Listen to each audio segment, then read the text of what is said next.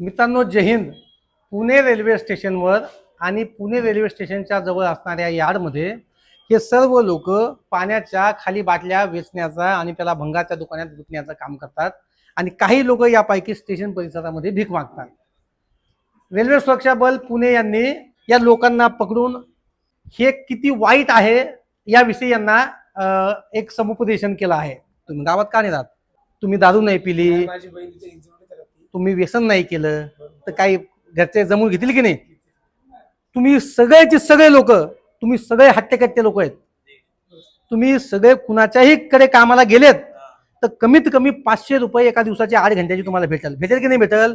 मग तुम्ही काम करायचं, आंघोळ करायची, स्वच्छ राहायचं, कपडे धुवायचे, कटिंग बिटिंग तुम्हाला वाटतं ना चांगलं राहावं. पण तुम्ही काय करणार? तुम्ही बाटली वेचणार, त्यातून पैसे आले की दारू पिणार, दारू पिली की सोल्युशन प्यावं वाटणार. आणि असं काय होईल? ही जर सवय लागली तुम्हाला, आयुष्यभर या सवयीतून बाहेर येऊ शकणार नाही.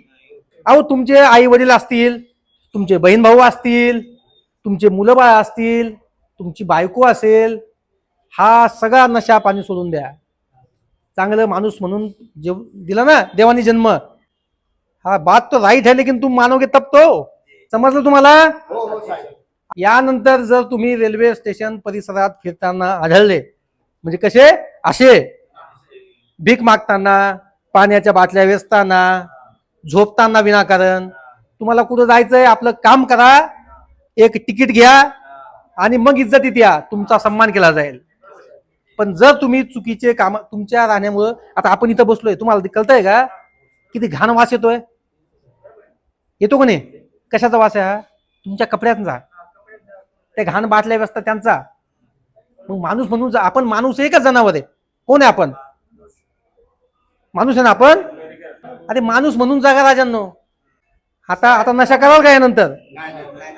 कुठेही कामाला जा, 500 रुपये काम भेटेल. नसेल तर मला सांगा, मी एखादा त्या बांधकामाचा ठेकेदार बघतो आणि तुम्हाला कामाला लावतो. सुखानं आयुष्य जगा, मेहनत करून पोट भरा. या फालतू गोष्टीत काही पडलं नाही तर एक दिवस असा येईल, अशा बाटल्या वेचता वेचता रेल्वेच्या एखाद्या रेल्वे खाली याल, कटाल आणि मरून जाल. हा, माझ्या मागे मागे म्हणायचं, आम्ही पुणे रेल्वे स्टेशन येथे बिना तिकीट येऊन, पाण्याच्या बाटल्या वेचून, बिना आंघोळ करता येऊन अस्वच्छता पसरवली, ज्यामुळे प्रवाशांना आमच्यामुळे त्रास झाला.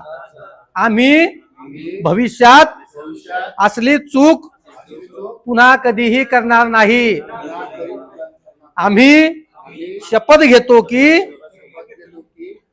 आयुष्यात पुन्हा कधीही कसल्याही प्रकारची नशा करणार नाही. ठीक आहे? जा, आपलं सामान घ्या आणि बाहेर जावा.